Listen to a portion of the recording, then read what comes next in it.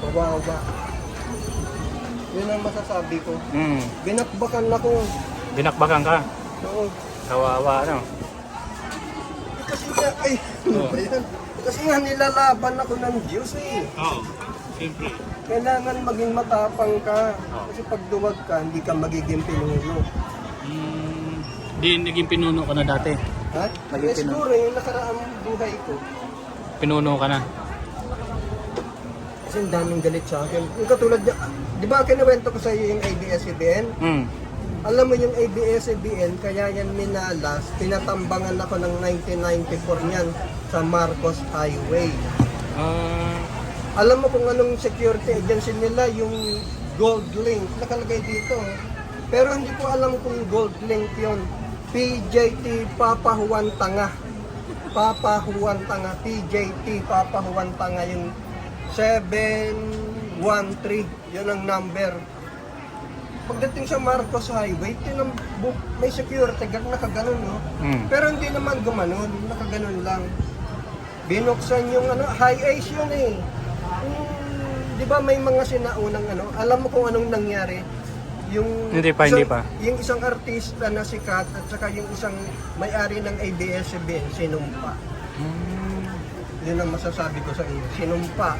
Kasi nga, nagpipinitensya ako sa luneta, tapos sabay punta dito, ginagago ako. Hindi ko alam kung bakit hindi ko naman sila kinakalaban. Inaano ko yung tawag dito, tinatangkilik ko. Hindi ako nanonood sa 7. ABS-CBN lang at saka DWW. Ngayon, WWUFC. DCMM, Malayang Mamayan. Ngayon, hindi na sila Malayang Mamayan. DCPM na. Paalam Mamamayan, PM na. Yun yung nila. Kaya halimbawa doon may tatambang sa akin.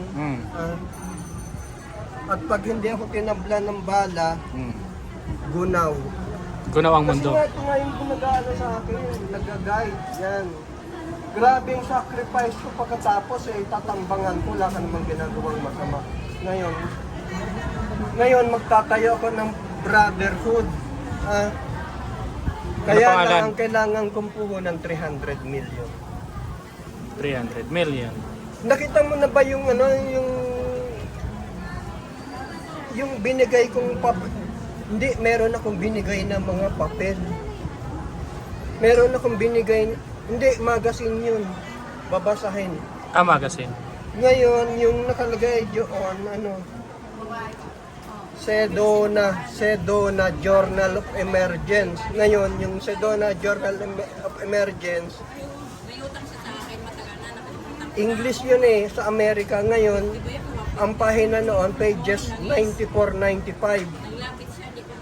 June, hindi, May yata, May 2016. Kaya na-predict ko ngayon na magkakaroon ng lindol sa Metro Manila kasi meron ng palatandaan. Ngayon, niligtas ko. Nang niligtas ko, binakbakan ako ng armas sa Makati Avenue, yung corner Paseo Row House. Pati mga security gumagano, no? Alam mo kung ano nangyari?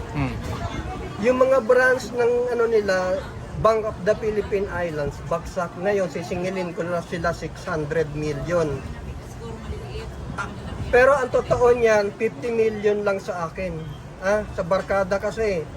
Yung 550 million, panlinis yun ng paligid. Diba, maglilinis ng San Juan River na napakaitim.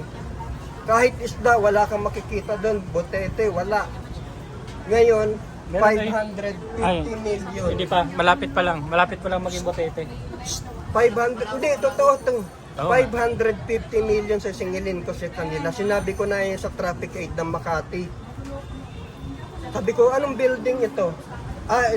Ewan ko kung Lorenzo building yan. Ang may-ari daw, Ayala. Ngayon, dahil minanasala, 7 na yung nasa rang 7, Bank of the Philippine Island, 7 na.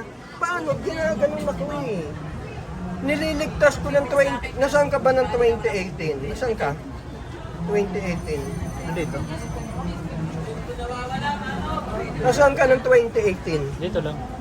Dito ka na. Ay, bus. Labor. Wait.